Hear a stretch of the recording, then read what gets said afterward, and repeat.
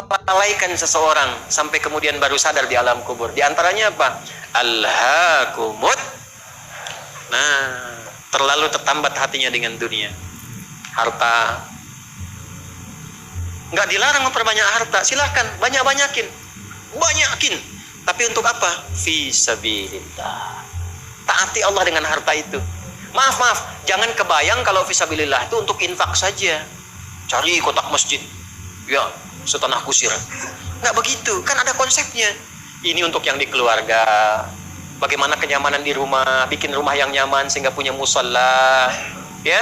Anak-anak sekolahkan di tempat yang mengenal Allah, tingkatkan kualitasnya. Pakai untuk umrah, pakai untuk haji. Lihat saudara-saudara di samping. Setelah itu lebarkan. Baru ada babnya lagi setelah orang tua, saudara, kerabat, ada anak yatim, baru dibuka untuk umum. Itu ada petanya. Nah, sekarang pandai-pandai dengan harta, antum menghitung kebutuhan sebulannya berapa. Tabungan pemetaannya berapa. Nah, yang lewat dari situ, itu titipan Allah, bekal antum untuk mendapatkan ridhonya. Sebelum diambil. Antum gaji 30 juta, kebutuhan rumah tangga 15 juta, tabungan 5 juta. 10 juta itu bekal tabungan antum tuh akhirat. Maka babnya keluarkan di Quran. Apa bab ibadah lewat harta? Tunggangi itu. Jangan terlalu bergantung. Nanti begitu meninggal baru sadar. Mau balik lagi nggak bisa. Antum sekarang punya kedudukan. Suatu saat hilang kedudukan itu. Pelajari bab tentang fikih kedudukan. Bagaimana menaati Allah lewat kedudukan. Bikin kebijakan yang baik. Sebelum meninggal. Antum lagi belajar sekarang. Taati Allah lewat ilmu. Bagaimana cara belajar yang benar. Sebelum meninggal. Ada yang kerja mengumpulkan harta aja. Ya, ada yang mengumpulkan, hitung sebanyak-banyaknya sampai lupa, tidak menjadikan semua itu sebagai bekal pulang. Selanjutnya, Al-Adiyat ayat 9.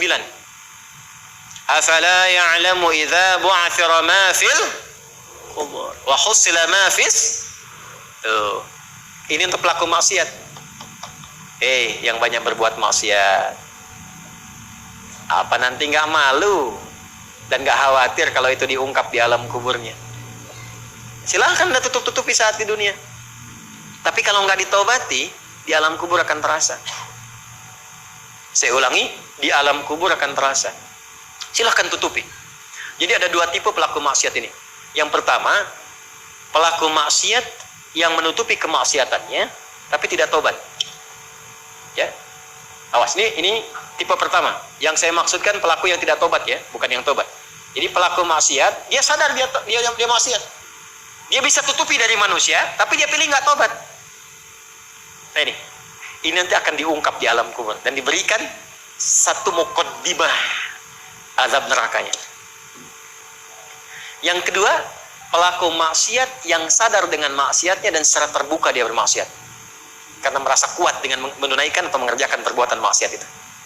Ya, nah itu dua tipe seperti itu. Turunlah kemudian surah Al-Adiyat ini salah satunya. Afala ya'lamu idza bu'athira ma fil wa husila ma fis, akan diungkap suatu saat nanti. Kalaupun Anda tutupi. Tapi bagi yang terakhir, perhatikan baik-baik. Bagi yang merasa nyaman dengan kekuatannya, baik itu kedudukan ataupun harta, sehingga terang-terangan berbuat maksiat dan merasa tidak ada yang mampu untuk mencegahnya, itu saat masuk kuburnya langsung ditampakkan neraka pagi dan petangnya. Di surah Ghafir surah ke-40 ayat 46. An-naru yu'raduna 'alaiha ghuduwan wa 'ashiyya. Hati-hati. Ya, hati-hati. Wa yauma taqumus sa'atu adkhilu ala fir'auna asyaddal adzab. Jadi orang-orang yang maaf sekali gemar mengumpulkan hartanya untuk pamer saja, untuk mengoleksi dunia, tak pernah punya visi hidup untuk pulang, maka mesti hati-hati. Alhaakumut takatsur.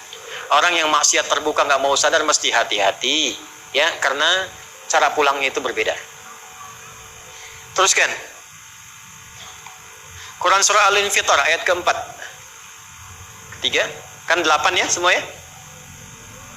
Wa idzal quburu bu'thirat. Al-Infitar ayat keempat. Apabila yang dikubur itu sudah terungkap, terbuka semua. Maksudnya selesai. Terbelah. Ini kiamat. Jadi di kubur pun nggak selamanya. Ya. Ada yang pengen abadi di alam kubur? Tidak, nggak selamanya. Ya. Jadi kalau yang nikmat di alam kubur tadi kan diberi kenikmatan ya, kenikmatan pembuka. Itu cuma mukadimah aja Pak Bu. Insya Allah nanti kalau sudah masuk kubur, ya, insya Allah mudah-mudahan dimuliakan. Itu kalau dapat kemuliaan, itu cuma pembuka. Itu cuma pembuka saja, mukadimah saja. Diberi kenikmatan melimpah, enak, istirahat, nyaman dan macam-macam, ya. Itu cuma pembuka aja. Nanti satu masa selesai di situ. Wa idzal quburu bu'thirat. Selesai semuanya, balik kita ke alam lain, puncaknya ke akhirat. Nah, ayat ini Al-Infitar ayat yang keempat ingin menegaskan di alam kubur pun tidak abadi, pindah. Oh, berarti yang pelaku maksiat tadi menyimpulkan nggak apa-apa kan cuma sementara mimpinya bangun. Iya, Cepi, cuma saat bangun lebih dahsyat. Jadi yang dimimpi keluar semua. Ya. Ya. Terus Quran surah Abasa. Ya, surah 80 ayat 21. Baik, pelan-pelan. Kalau tadi kan sudah diungkap ya, di kuburnya bagaimana, nikmatnya bagaimana, bahayanya bagaimana yang mengancam. Nah, sekarang kita akan masuk ke kubur tidak? Akan masuk tidak? Nah, maka di Abasa ini diingatkan. Quran surah 80 ayat 21. Tsumma amatahu fa'aqbarah. Orang yang hidup itu satu saat pasti akan diwafatkan. Kalau sudah wafat akan dikuburkan. Di semua kita tidak ada yang bebas dari penungguan di alam kuburnya. Tadi tunggu. Ini, CAQ semua kan? Calon alam kubur. Kita akan masuk nih. Jadi Allah sadarkan mumpung masih hidup dari dua kejadian tadi, ambil ibrahnya, siapkan diri kita, karena kita nggak akan bisa menolak kematian. Kalau sudah wafat pasti dikubur. Teruskan dulu ya, kita agak cepat. Al-Mumtahanah ayat 13. Sudah? Ini nyambung semua ayatnya, indah sekali. Jadi kalau kita sudah sadar, ini resiko kebaikan, ini resiko keburukan, dan kita tahu akan wafat, akan dikuburkan, bagaimana cara persiapannya? Supaya nggak lalai tadi ya. Maka Al-Mumtahanah ayat ke-13. Ya ayyuhalladzina amanu la tatawallaw qauman ghadiballahu alaihim. Qad ya'isu kama ya'isal kuffara min apa? Ashabil kubur. Maka jangan banyak bergaul dengan orang-orang yang menjauhkan kita dari ridha Allah Subhanahu wa taala. Cari teman yang baik sekarang. Pertama, maaf, bikin kebaikan di rumah tangga dulu. Itu kan teman hidup. Ya. Awas, hati-hati. Kalau melihat istri kurang baik atau sebaliknya, jangan dihakimi, jangan difonisi. Justru Allah kirimkan antum itu untuk menebarkan kebaikan dan menyempurnakan kesemaan bersama. Jelas? Jadi sekarang yang dilakukan teman hidup dulu. Rubah jadi baik dulu. Anak-anak jadi baik dulu. Setelah itu cari tempat tinggal yang baik. Bergaul dengan orang baik. Antum yang kuliah cari teman yang baik. Antum yang kerja cari teman yang baik. Maaf. Kalau ada tawaran, kedudukan, hartanya berlipat, tapi menjauhkan Anda dari Allah, ingat ini. Tsumma amatahu fa'aqbarah. Ingat saat ditawari itu Anda meninggal, dikubur, dan ingat ancamannya, ingat pasalnya tuh, ya, ingat suratnya, paham? Nah, karena itu masukkan ayatnya, jangan sekali-kali, menjadikan keadaan di sekitaran kita justru memperkuat datangnya ancaman Allah dan nestapa saat kembali ke alam kuburnya. Bahkan orang-orang yang tidak beriman pun, yang buruk pun, yang beriman tapi maksiat pun, itu sejatinya ketika temannya masuk ke kubur nggak mau ikut-ikutan. Makanya disindir oleh Allah. Hei, kamu ini sadar nggak sih? Orang yang mengajak kamu maksiat itu, lihat temannya meninggal pun, temannya wafat pun, dia nggak pengen ikut. Kadang-kadang dia abaikan. Coba lihat, ya, ada pimpinan misalnya tingkat tertinggi, lihat anak buah bawahnya misalnya menjalankan tugas bahkan dari dia untuk berbuat salah, berbuat maksiat, ya, apakah mengedarkan narkoba atau misalnya membeki kegiatan yang tidak baik, lalu tiba-tiba dia wafat, apakah peduli atasannya? Tidak. Yang ada yang terjadi, jangan bawa-bawa atasan, padahal dia yang nyuruh. Terus Anda mau jadikan teman yang seperti itu? Dia pada kawannya saja nggak bertanggung jawab, dengan imannya saja dia nggak peduli. Kalau dia dengan Allah saja nggak peduli, kenapa Anda dia jadikan teman? Dan kenapa Anda menjadikannya dia teman? Kalau bahasa anak sekarang tuh begini, Allah aja dia gituin, apalagi kamu, kan? Ya, Nabi aja dia cuekin, apalagi kamu, kan? Ini peringatan Quran, ini bukan dari saya, ini peringatan Quran. Jangan sekali-kali Anda dimanapun Anda berdinaskah, tugas formal, Anda berdagangkah, jangan berteman dengan orang menyimpang. Karena saat Anda susah pun yang akan peduli. Temannya aja yang sama-sama berbuat menyimpang, dia sisihkan, apalagi Anda. Paham? Teruskan.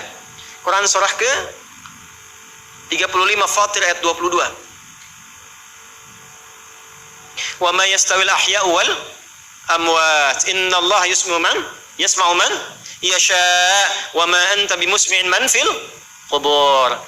Kalau Anda masih belum sadar juga, kata Allah, hei, kamu ini masih hidup, masih punya harapan, masih punya bekal. Kalau sudah meninggal, nggak sama keadaan orang hidup dengan wafat. Mumpung kamu masih hidup, karena kalau sudah meninggal, temanmu yang meninggal pun kamu nggak bisa dengar suaranya. Cuma saya yang tahu keadaan di alam kubur. Karena saya tahu, kata Allah, dan saya punya Rahman dan Rahim, dengan sayang saya sampaikan kepadamu. Karena sayang saya. Ibu maaf, kalau ada anak misalnya, ingin berbuat menyimpang, ibu cegah tidak? Kenapa? Karena ibu sayang. Karena itulah ibu saking sayangnya, maaf, jangankan anak lahir, di dalam saat dikandung pun bukankah dijaga dari yang maksudnya? Dijaga dari yang merusak. Ibu kalau sedang mengandung, mau nggak makan makanan yang kotor? Makanan yang merusak? Tidak kan? Kenapa? Karena sayang kepada bayi yang dikandung, janin yang terkandung. Di tempatnya pun disebut oleh Allah dengan rahim. Karena ada rahim, dijaga betul. Miring kanan susah, kiri susah, telungkup gak mungkin. Dijaga supaya apa? Supaya di dalamnya merasakan ketenangan. Karena apa? Karena ada tempat disebut dengan rahim. Nah, Allah itu sifat rahim melekat kepadanya. Karena sayang dengan kita, diingatkan. Bahasa bebasnya gini, karena saya sayang engkau dengan rahimku.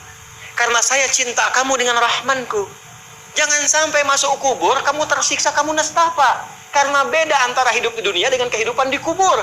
Mumpung masih hidup, cari bekal. Karena engkau tak mampu mendengar apa yang terjadi dalam kubur. Jadi kalau tadi Allah sampaikan, jangan bergaul dengan yang begini, jangan terlena dengan yang seperti ini, itu karena Allah sayang dengan kita. Itu saja. Jelas ya? Ya, jadi kalau nggak sayang, nggak akan mungkin diingatkan. Teruskan. Al-Hajj ayat ke-7. Yang ketujuhnya Al-Hajj ayat ke-7. Wa anna as-sa'ata atiyatun la raiba fi wa anna Allah yab'atsu man fil qubur. Tapi jangan khawatir, sekalipun engkau masuk ke alam kubur, kata Allah, karena sayang, aku pesankan berbekal dari sekarang. Di alam kubur aku penuhi nikmatku kepadamu. Tapi itu cuma sementara, besok-besok selesai aku bangkitkan semua kalian, aku tepati janjiku untuk memberikan surga kepadamu. Karena itulah orang yang baru mau meninggal dalam sakaratul mautnya, kalau benar dia mengikuti apa yang Allah pesankan dari ayat-ayat tadi, maka Allah berikan pendahuluan sebelum masuk kubur. Ditampakkan bahkan surganya di hadapannya, dimasukkan dalam golongan hambanya, ditenangkan saat wafatnya. Ya ayyatuhan nafsul mutmainnah, irji'i ila rabbika radiyatan fadkhuli fi wadkhuli. Nah, jannahnya ditampakkan. Terakhir, At-Taubah ayat 84.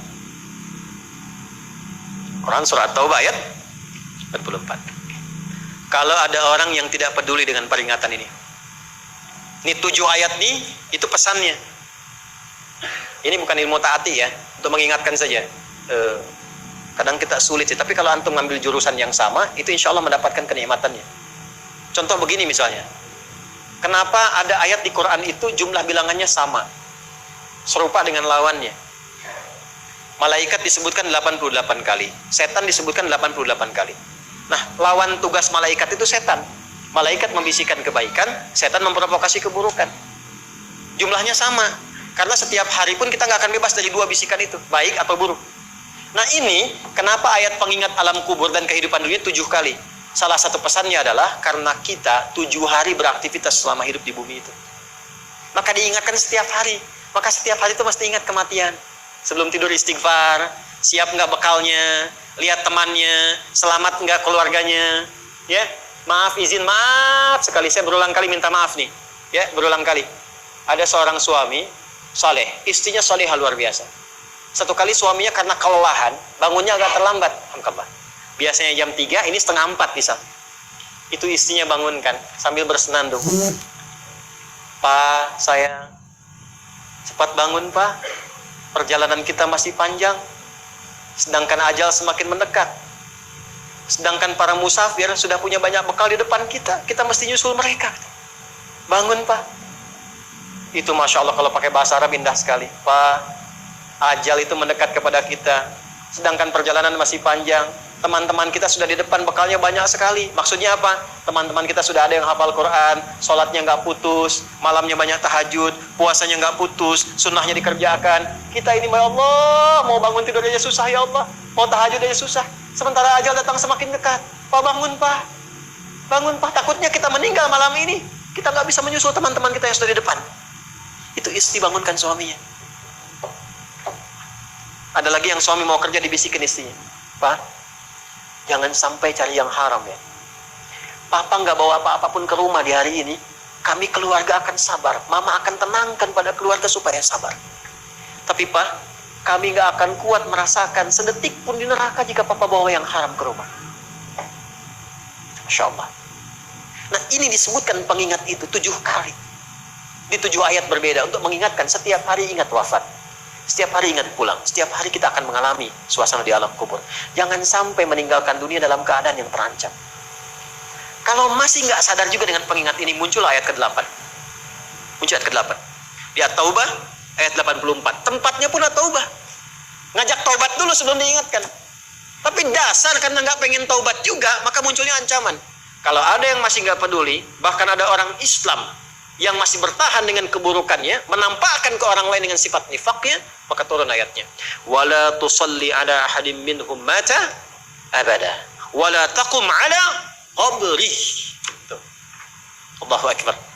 Innahum kafaru billahi wa rasuli wa matu wa hum fasiqun.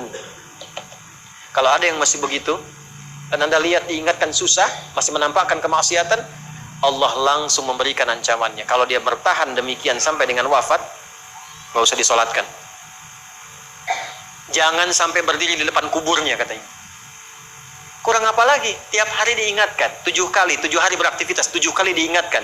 Diberikan kasih sayang, diarahkan pada yang benar. Ditunggu sampai tobat, tapi masih mengancam. Masih menampakkan kehebatannya sampai dia wafat. Maka peringatannya apa? Orang-orang yang sengaja menantang berbuat maksiat, menghalalkan dosa yang besar, itu dihukumi oleh Quran. Kafaru billah. Yang menghalalkan dosa besar itu dihukumi kufur. Tapi jangan sembarangan, ya, jangan sembarangan menghukumi. Karena ada yang punya otoritas di situ. Gak boleh Anda sembarangan, ini kufur, ini togut, ini gak boleh. Gak boleh. Ada yang punya otoritas. Dan ada yang paham fikihnya. Gak boleh sembarangan. Hati-hati kalau ada aliran mengajak Anda, ini togut, ini aja, bunuh aja, tembak aja, tinggalkan itu. Tinggalkan. Karena ada yang punya otoritas untuk menentukan klasifikasi mana yang benar, mana yang salah, mana yang ini, mana yang begitu. Jangan sampai terbawa pada aliran demikian. Jelas ya? Baik.